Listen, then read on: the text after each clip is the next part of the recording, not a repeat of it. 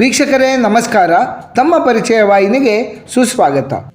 ಆತ್ಮೀಯರೇ, ನಮಗೆಲ್ಲ ತಿಳಿದಿರುವಂತೆ ಇಂಗ್ಲಿಷ್ ತಿಂಗಳುಗಳು ಜನವರಿಯಿಂದ ಪ್ರಾರಂಭವಾಗುತ್ತವೆ. ಹಾಗೆಯೇ ನಮ್ಮ ಹಿಂದೂ ಪಂಚಾಂಗದಲ್ಲಿ ಮಾಸಗಳು ಪ್ರಾರಂಭವಾಗುವುದೇ ಚೈತ್ರ ಮಾಸದಿಂದ. ಚೈತ್ರ, ವೈಶಾಖ, ಜ್ಯೇಷ್ಠ, ಆಷಾಢ, ಶ್ರಾವಣ, ಭಾದ್ರಪದ, ಆಶ್ವೀಜ, ಕಾರ್ತಿಕ, ಮಾರ್ಗಶಿರ, ಪುಷ್ಯ, ಮಾಘ ಮತ್ತು ಫಾಲ್ಗುಣ ಈ 12 ನಮ್ಮ ಹಿಂದೂ ಮಾಸಗಳು. ಪ್ರತಿ ಮಾಸದಲ್ಲಿಯೂ ಯಾವ ನಕ್ಷತ್ರಕ್ಕೆ ಹುಣ್ಣಿಮೆಯ ತಿಥಿ ಬರುತ್ತದೆಯೋ ಆ ನಕ್ಷತ್ರದ ಹೆಸರಿನಲ್ಲಿಯೇ ಆಯಾ ಮಾಸದ ಹೆಸರನ್ನು ಗುರುತಿಸಲಾಗುತ್ತದೆ. ಉದಾಹರಣೆಗೆ ವೈಶಾಖ ಮಾಸದಲ್ಲಿ ಹುಣ್ಣಿಮೆಯ ದಿನ ವಿಶಾಖ ನಕ್ಷತ್ರವಿರುತ್ತದೆ. ಜ್ಯೇಷ್ಠ ಮಾಸದಲ್ಲಿ ಪೌರ್ಣಿಮೆಯ ದಿನ ಚಂದ್ರ ಜ್ಯೇಷ್ಠ ನಕ್ಷತ್ರದಲ್ಲಿ ಇರುತ್ತಾನೆ. ಶ್ರಾವಣ ಮಾಸದಲ್ಲಿ ಹುಣ್ಣಿಮೆಯ ದಿನ ಚಂದ್ರ ಶ್ರವಣ ನಕ್ಷತ್ರದಲ್ಲೂ, ಭಾದ್ರಪದ ಮಾಸದಲ್ಲಿ ಪೂರ್ವಭದ್ರಾ ನಕ್ಷತ್ರದಲ್ಲಿ ಸಂಚರಿಸುತ್ತಾನೆ. ಇದೇ ರೀತಿ ಕೃತಿಕಾ ನಕ್ಷತ್ರದಲ್ಲಿ ಹುಣ್ಣಿಮೆ ಬಂದಾಗ ಅದು ಕಾರ್ತಿಕ ಮಾಸ. ದೀಪಾವಳಿ ಅಮಾವಾಸ್ಯೆ ಮುಗಿದ ಬಳಿಕ ಬರುವಂತಹ ಮೊದಲ ದಿನವೇ ಕಾರ್ತಿಕ ಮಾಸದ ಪ್ರಾರಂಭ. ಕಾರ್ತಿಕ ಮಾಸ ಚಳಿಗಾಲ ಪ್ರಾರಂಭವಾಗಿದೆ ಎಂಬುದರ ಸಂಕೇತವೂ ಸಹ ಆಗಿದೆ. ಈ ವರ್ಷ ಕಾರ್ತಿಕ ಮಾಸ ಮಂಗಳವಾರ ನವೆಂಬರ್ 14ರಂದು ಪ್ರಾರಂಭವಾಗಿ ಡಿಸೆಂಬರ್ 12ರವರೆಗೆ ಇರುತ್ತದೆ. ನಮ್ಮ ಈ ಪ್ರಸ್ತುತ ಸಂಚಿಕೆಯಲ್ಲಿ ಕಾರ್ತಿಕ ಮಾಸದ ಮಹತ್ವಗಳೇನು, ಈ ಮಾಸದಲ್ಲಿ ನಾವು ಮಾಡಲೇಬೇಕಾಗಿರುವ ಪುಣ್ಯ ಕಾರ್ಯಗಳಾವುವು ಎಂಬ ಇತ್ಯಾದಿ ಕುತೂಹಲಭರಿತ ಮಾಹಿತಿಗಳನ್ನು ಒಂದೊಂದಾಗಿ ತಿಳಿಯುತ್ತಾ ಹೋಗೋಣ. ಕಾರ್ತಿಕ ಮಾಸದ ಮಹತ್ವ.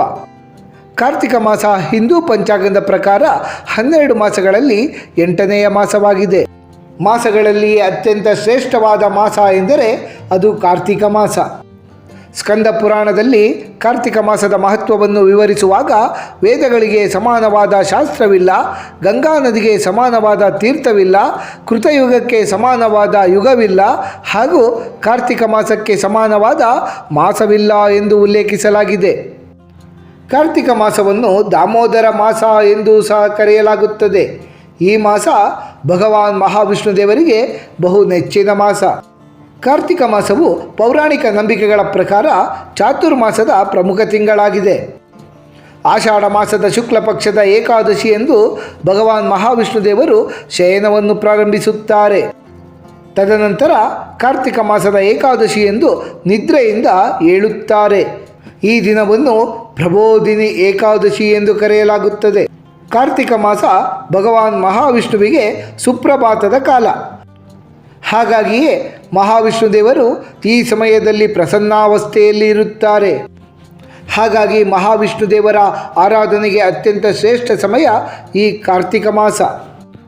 ಶ್ರೀಹರಿಯ ಕೃಪೆಗೆ ಪಾತ್ರರಾಗುವ ಉದ್ದೇಶದಿಂದ ಕಾರ್ತಿಕ ಮಾಸದಲ್ಲಿ ಮಾಡುವ ದಾನ ಹಾಗೂ ವ್ರತಾಚರಣೆಗಳು ಅಕ್ಷಯ ಫಲವನ್ನು ನೀಡುತ್ತವೆ.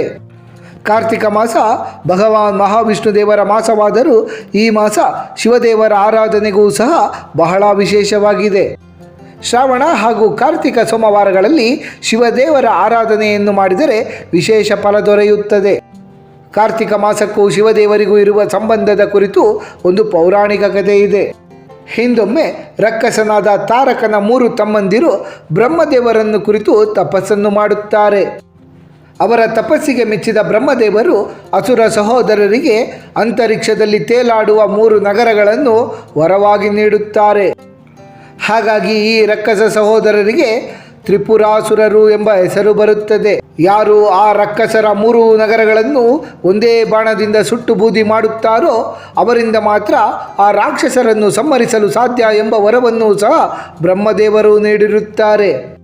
ಈ ಬ್ರಹ್ಮದೇವರ ವರದಿಂದ ಮದೋನ್ಮತ್ತರಾದ ತ್ರಿಪುರಾಸುರರು ಸ್ವರ್ಗದ ಮೇಲೆಯೇ ಆಕ್ರಮಣವನ್ನು ಮಾಡಿ ಅಲ್ಲಿನಿಂದ ದೇವಾನುದೇವತೆಗಳನ್ನು ಹೊರದಬ್ಬುತ್ತಾರೆ. ಆಗ ದೇವಾನುದೇವತೆಗಳೆಲ್ಲ ಶಿವದೇವರ ಮೊರೆ ಹೋಗುತ್ತಾರೆ. ತದನಂತರ ಎಲ್ಲ ದೇವತೆಗಳು ಸೇರಿ ತಮ್ಮ ಶಕ್ತಿಯನ್ನು ಧಾರೆ ಎರೆದು ಒಂದು ಬಾಣವನ್ನು ತಯಾರಿಸುತ್ತಾರೆ. ಆ ಬಾಣದಿಂದಲೇ ಶಿವಪರಮಾತ್ಮರು ರಾಕ್ಷಸರ 3 ನಗರಗಳನ್ನು ಒಟ್ಟಿಗೆ ಭಸ್ಮ ಮಾಡುತ್ತಾರೆ. ತ್ರಿಪುರಗಳು ಸುಟ್ಟು ಭಸ್ಮವಾದ ಬೆನ್ನಲ್ಲೇ ತ್ರಿಪುರಾಸುರರನ್ನು ಸಹ ಶಿವಪರಮಾತ್ಮರು ಸಂಹರಿಸುತ್ತಾರೆ. ಇಂತಹ ಒಂದು ಪೌರಾಣಿಕ ಘಟನೆ ನಡೆದದ್ದು ಕಾರ್ತಿಕ ಮಾಸದ ಪೌರ್ಣಮಿಯ ದಿನದಂದು. ಹಾಗಾಗಿಯೇ ಕಾರ್ತಿಕ ಮಾಸದಲ್ಲಿ ಶಿವದೇವರಿಗೆ ಅವರಿಗೆ ಇಷ್ಟವಾದಂತಹ ಸೋಮವಾರಗಳಂದು ವಿಶೇಷ ಪೂಜೆ ಸಲ್ಲಿಸಲಾಗುತ್ತದೆ. ಕಾರ್ತಿಕ ಮಾಸದಲ್ಲಿ ಮಾಡಬೇಕಾಗಿರುವಂತಹ ಪುಣ್ಯ ಕಾರ್ಯಗಳು. ಪುಣ್ಯ ಸ್ನಾನ.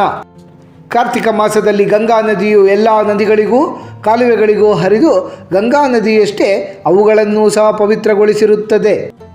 ಹಾಗಾಗಿಯೇ ಕಾರ್ತಿಕ ಮಾಸದಲ್ಲಿ ನದಿ, ಸಮುದ್ರ, ಪುಷ್ಕರಣಿ, ಕಲ್ಯಾಣಿ ಮುಂತಾದ ನೀರಿನ ಸೆಲೆಗಳಲ್ಲಿ ಮಾಡುವಂತಹ ಸ್ನಾನಕ್ಕೆ ಬಹಳ ಮಹತ್ವವಿದೆ. ಕಾರ್ತಿಕ ಮಾಸದಲ್ಲಿ ಮಾಡುವ ಪುಣ್ಯ ಸ್ನಾನ ಮನಸ್ಸು ಹಾಗೂ ದೇಹ ಎರಡನ್ನೂ ಸಹ ಶುದ್ಧಿಗೊಳಿಸುತ್ತದೆ ಹಾಗೂ ಪಾಪಗಳೆಲ್ಲವನ್ನೂ ಸಹ ನಿವಾರಣೆ ಮಾಡುವಂತಹ ಶಕ್ತಿ ಅದಕ್ಕಿರುತ್ತದೆ. ಕಾರ್ತಿಕ ಮಾಸದಲ್ಲಿ ಭೂಮಿಯ ನೀರಿಗೆ ವಿಶೇಷವಾದ ಅಯಸ್ಕಾಂತೀಯ ಶಕ್ತಿ ಬಂದಿರುತ್ತದೆ. ಹಾಗಾಗಿ ಪ್ರಾತಃ ಕಾಲದಲ್ಲಿ ನದಿ, ಸಮುದ್ರ, ತೀರ್ಥ ಸ್ನಾನಗಳನ್ನು ಮಾಡುವುದರಿಂದ ಹಲವಾರು ಕಾಯಿಲೆಗಳು ವಾಸಿಯಾಗುತ್ತವೆ. ದೀಪಾರಾಧನೆ. ಕಾರ್ತಿಕ ಮಾಸದಲ್ಲಿ ಮಾಡುವ ದೀಪಾರಾಧನೆ ದೀಪಾವಳಿಯಷ್ಟೇ ಪ್ರಮುಖವಾದದ್ದು. ಕಾರ್ತಿಕ ಮಾಸ ಪ್ರಾರಂಭವಾದ ದಿನದಿಂದಲೇ ಮನೆಗಳಲ್ಲಿಯೂ ಹಾಗೂ ದೇವಾಲಯಗಳಲ್ಲಿಯೂ ದೀಪ ಬೆಳಗಿಸಲಾಗುತ್ತದೆ. ಕಾರ್ತಿಕ ಮಾಸದಲ್ಲಿ ಮನೆಯ ಸುತ್ತಮುತ್ತ ಹಾಗೂ ತುಳಸಿ ಗಿಡದ ಸಮೀಪ ದೀಪಗಳನ್ನು ಬೆಳಗಬೇಕೆಂಬ ನಿಯಮವಿದೆ. ಮನೆಯಲ್ಲಿ ದೀಪ ಬೆಳಗುವುದರಿಂದ ಐಶ್ವರ್ಯ, ಸಂಪತ್ತು ಹಾಗೂ ಆರೋಗ್ಯ ಸ್ಥಿರವಾಗಿರುತ್ತದೆ. ಕಾರ್ತಿಕ ಮಾಸದ ಅಮಾವಾಸ್ಯೆಯಂದು ಎಲ್ಲ ದೇವಾಲಯಗಳಲ್ಲೂ ಲಕ್ಷ ದೀಪೋತ್ಸವ ನಡೆಯುತ್ತದೆ. ಶಿವಪರಮಾತ್ಮರು ಹಾಗೂ ಭಗವಾನ್ ಮಹಾವಿಷ್ಣು ದೇವರ ಮಂದಿರಗಳಲ್ಲಿ ಸೂರ್ಯೋದಯ ಹಾಗೂ ಸೂರ್ಯಾಸ್ತದ ವೇಳೆಯಲ್ಲಿಯೂ ಭಗವಂತನ ಪ್ರೀತ್ಯರ್ಥಕ್ಕಾಗಿಯೇ ದೀಪ ಬೆಳಗಿಸಲಾಗುತ್ತದೆ. ಪವಿತ್ರ ತುಳಸಿ ಪೂಜೆ. ಕಾರ್ತಿಕ ಮಾಸದಲ್ಲಿ ಪ್ರತಿನಿತ್ಯವೂ ಬ್ರಾಹ್ಮಿ ಮುಹೂರ್ತದಲ್ಲಿ ಸ್ನಾನವನ್ನು ಮಾಡಿ ತುಳಸಿಯನ್ನು ಪೂಜಿಸುವುದು ತೀರ್ಥಯಾತ್ರೆಗಳನ್ನು ಮಾಡಿದಷ್ಟೇ ಪುಣ್ಯ ಫಲಿತಾಂಶವನ್ನು ನೀಡುತ್ತದೆ. ತುಳಸಿ ಭಗವಾನ್ ಮಹಾವಿಷ್ಣುವಿಗೆ ಅತ್ಯಂತ ಪ್ರಿಯವಾದದ್ದು. ತುಳಸಿ ಹಾಗೂ ಸಾಲಿಗ್ರಾಮದ ಮದುವೆ ನಡೆದದ್ದು ಇದೇ ಕಾರ್ತಿಕ ಮಾಸದಲ್ಲಿ. ಹಾಗಾಗಿಯೇ ಕಾರ್ತಿಕ ಮಾಸದಲ್ಲಿ ತುಳಸಿ ಪೂಜೆಯ ಮಹತ್ವ ಅನೇಕ ಪಟ್ಟು ಹೆಚ್ಚಾಗಿರುತ್ತದೆ. ಸತ್ಯನಾರಾಯಣ ವ್ರತ. ಕಾರ್ತಿಕ ಮಾಸದಲ್ಲಿ ವಿಷ್ಣು ಭಕ್ತರು ಸತ್ಯನಾರಾಯಣ ವ್ರತವನ್ನು ಮಾಡುತ್ತಾರೆ. ಕಾರ್ತಿಕ ಪೌರ್ಣಮಿಯಂದು ಸತ್ಯನಾರಾಯಣ ವ್ರತವನ್ನು ಆಚರಿಸುವುದರಿಂದ ಎಲ್ಲ ಪಾಪಗಳಿಂದ ಮುಕ್ತರಾಗಬಹುದು. ಕಾರ್ತಿಕ ಸೋಮವಾರ ವ್ರತ.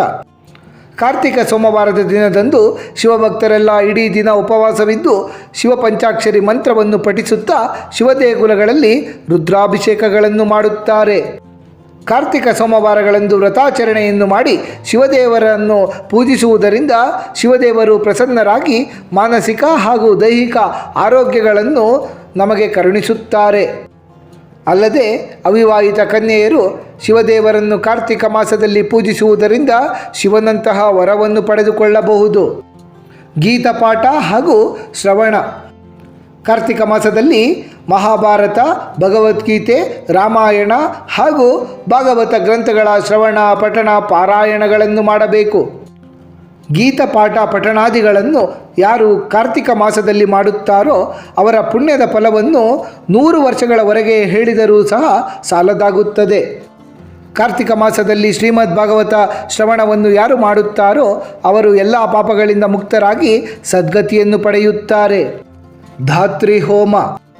ಧಾತ್ರಿ ವೃಕ್ಷ ಎಂದರೆ ನೆಲ್ಲಿಕಾಯಿ ಮರ. ಬ್ರಹ್ಮದೇವರ ಆನಂದ ಬಾಷ್ಪ ಭೂಮಿಗೆ ಬಿದ್ದು ಬೆಟ್ಟದ ನೆಲ್ಲಿಕಾಯಿ ವೃಕ್ಷದೆನಿಸಿತಂತೆ.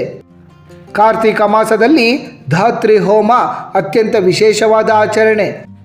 ಈ ಮಾಸದ ಹುಣ್ಣಿಮೆ, ತ್ರಯೋದಶಿ, ಚತುರ್ದಶಿಗಳಂದು ಧಾತ್ರಿ ಹೋಮವನ್ನು ಮಾಡಲಾಗುತ್ತದೆ.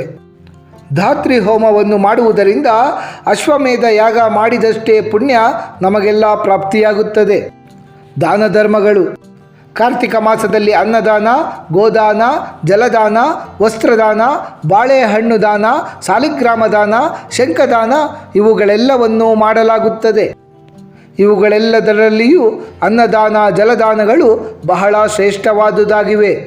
ಆತ್ಮೀಯ ವೀಕ್ಷಕರೇ, ಕಾರ್ತಿಕ ಮಾಸದ ಕುರಿತು ಹಲವಾರು ಮಹತ್ವದ ಮಾಹಿತಿಗಳನ್ನೆಲ್ಲ ತಿಳಿದುಕೊಂಡ ನಮಗೆಲ್ಲರಿಗೂ ಆ ಭಗವಂತನ ಕೃಪಾ ಕಟಾಕ್ಷ ಸದಾಕಾಲ ಇರಲೆಂದು ಕೋರಿಕೊಳ್ಳುತ್ತಾ ಈ ವಿಶೇಷ ಸಂಚಿಕೆಯನ್ನು ಮುಗಿಸುತ್ತಲಿದ್ದೇವೆ.